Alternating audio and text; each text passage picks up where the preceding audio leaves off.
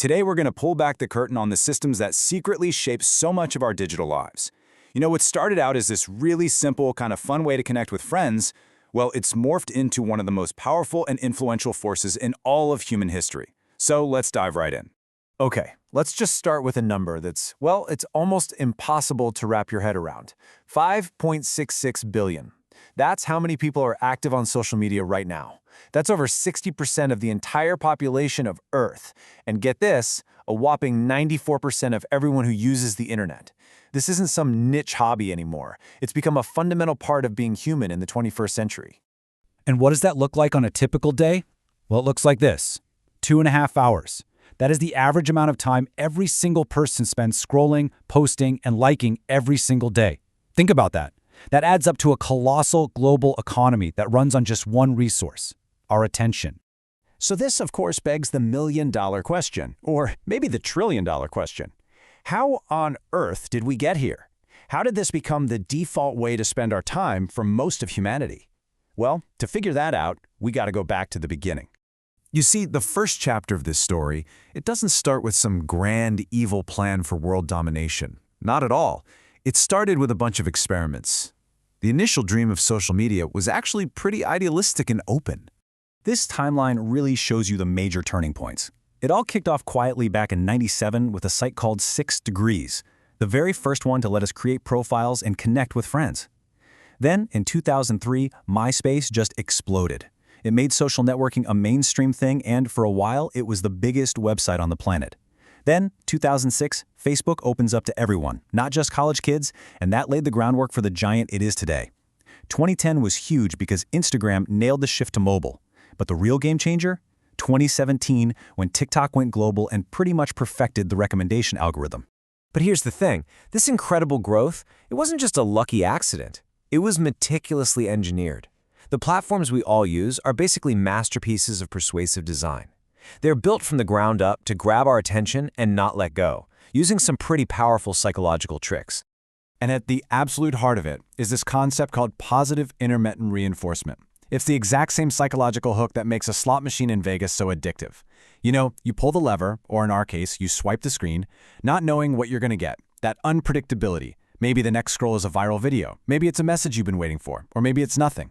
That maybe is what keeps us pulling the lever over and over and over. And don't just take my word for it. This wasn't some unforeseen side effect. This quote, "We're basically pushers," is from an actual internal email at Meta. It came out in a court case, and it shows that the people building these things knew exactly how addictive they were.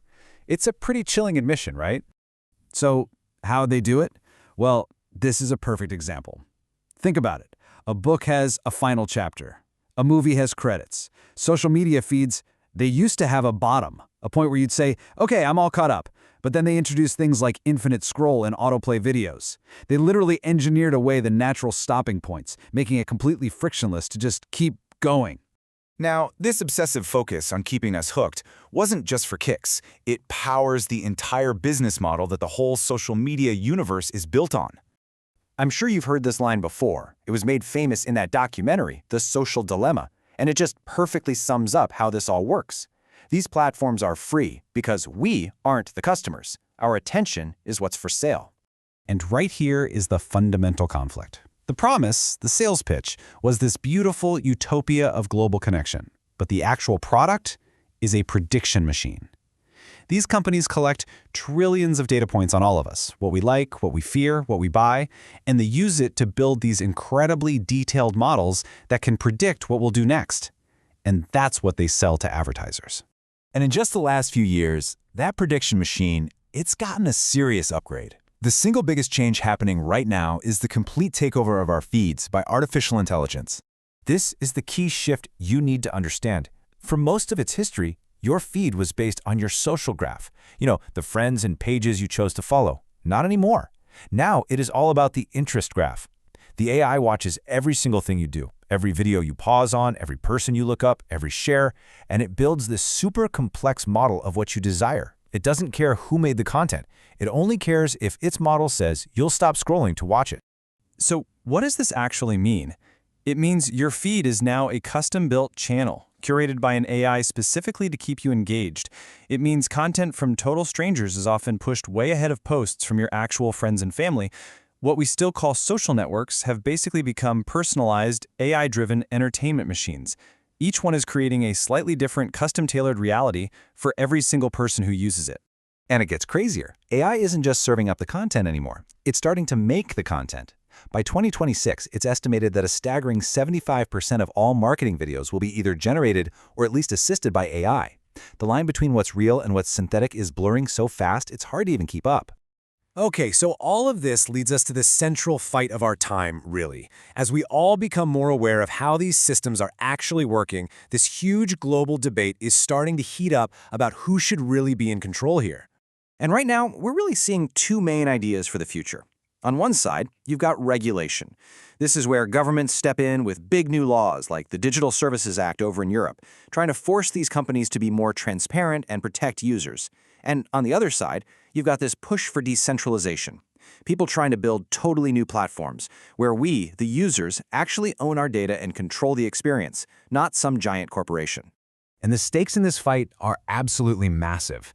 Just look at this chart. It shows you how incredibly concentrated the power is. Meta, so Facebook and Instagram, controls a jaw-dropping 63% of the entire social ad market.